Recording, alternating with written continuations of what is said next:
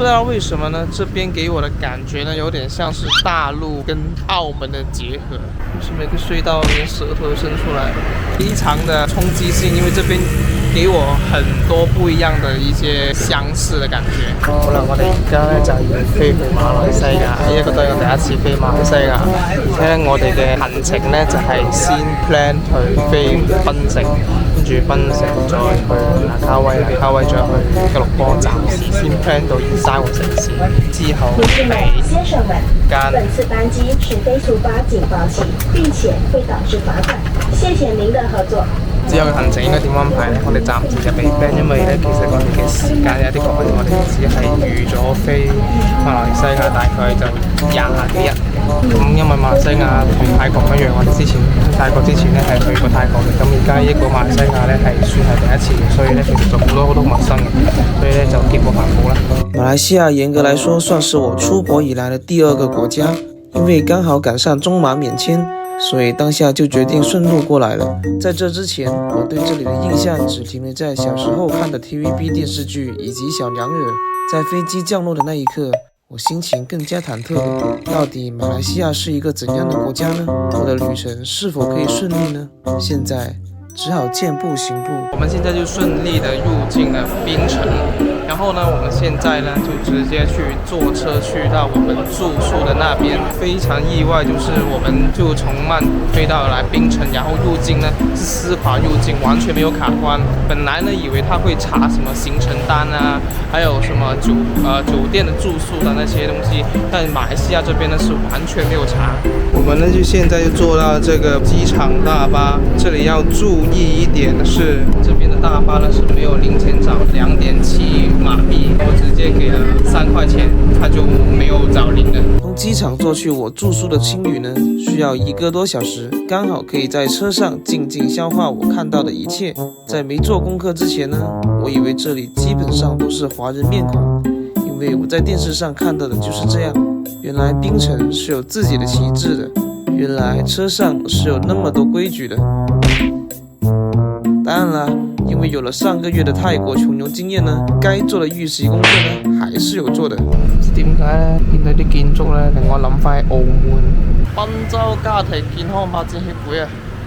不知道為什麼呢，這邊給我的感覺呢，有點像是大陸跟澳門的結合，然後再摻雜的一些東南亞的一些元素。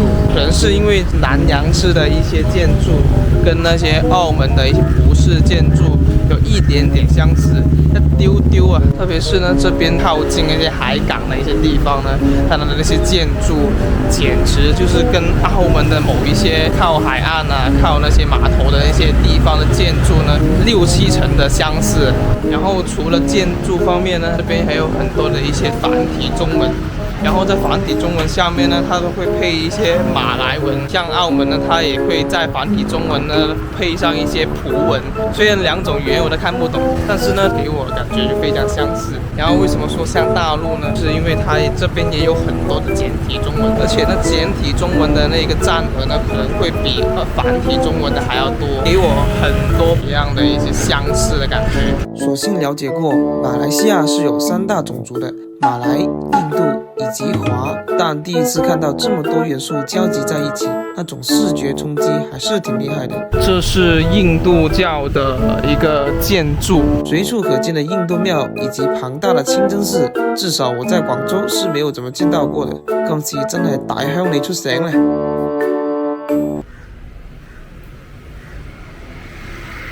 好，這個呢就是我們今天的住宿啦。我們在檳城這邊待3天呢，基本上呢就是住這一個鴻運客棧啦。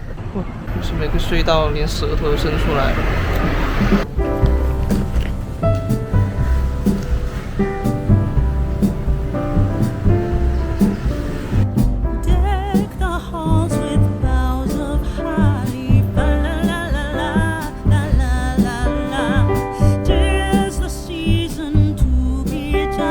這邊呢，同樣呢也是要脫鞋上去的。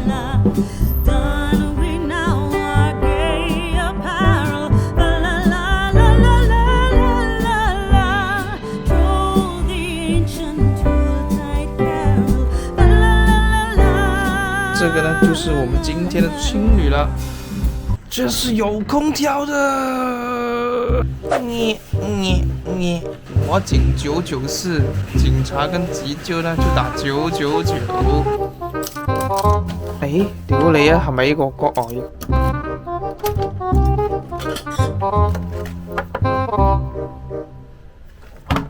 哎呀，屌！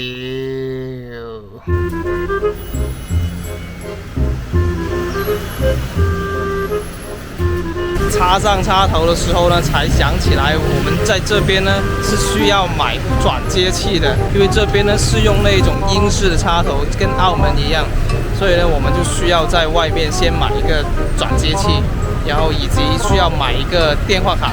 Damn！ 刚来到一个既陌生又熟悉的国家，只能说真的是一路震惊。我有预感，这里应该还有很多跟我们文化差异极大的地方。接下来就让我好好消化，静静感受这未知带来的愉悦吧。说到底还是自己没做好功课啊。